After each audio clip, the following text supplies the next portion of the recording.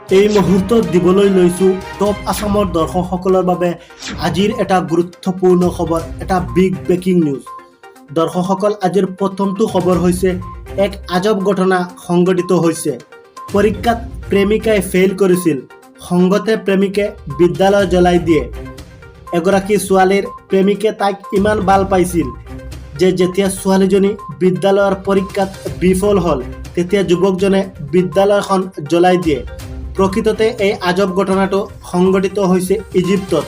জানিব পৰা মতে এহাল দম্পতীয়ে দীৰ্ঘদিন ধৰি প্ৰেমৰ সম্পৰ্কত আছিল। যুৱকজনে যুৱতীগৰাকীক নিজতকৈও বেছি ভাল পাইছিল। যোৱা কেইদিনমান আগতে যুৱতীগৰাকীৰ বিদ্যালয়ত পৰীক্ষা চলি আছিল, কিন্তু পৰীক্ষাৰ পিছত যেতিয়া ফলাফল ওলাইছিল তেতিয়া যুৱতীগৰাকী পৰীক্ষাত ফেইল কৰিছিল। যুৱতীগৰাকীয়ে পৰীক্ষাত ফেইল কৰাৰ পিছত যুৱকজনে এই কথাষাৰ জানিব পাৰি খংতে যুৱকজনে বিদ্যালয়খন জ্বলাই দিয়ে।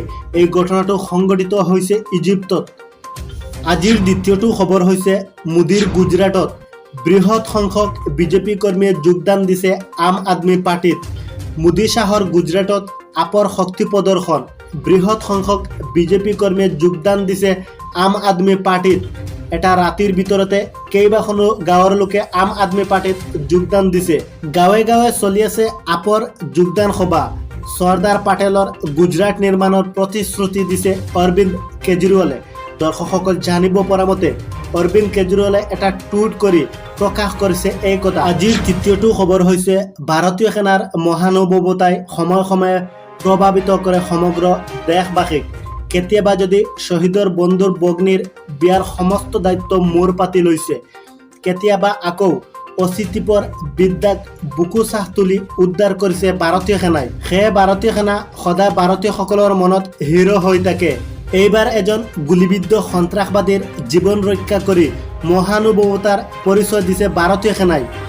জম্মু কাশ্মীৰৰ ৰাজৌৰি জিলাৰ এলচিত পলায়নৰ সময়তে ভাৰতীয় সেনাৰ গুলীত আহত হৈছে এজন পাকিস্তানী সন্ত্ৰাসবাদী।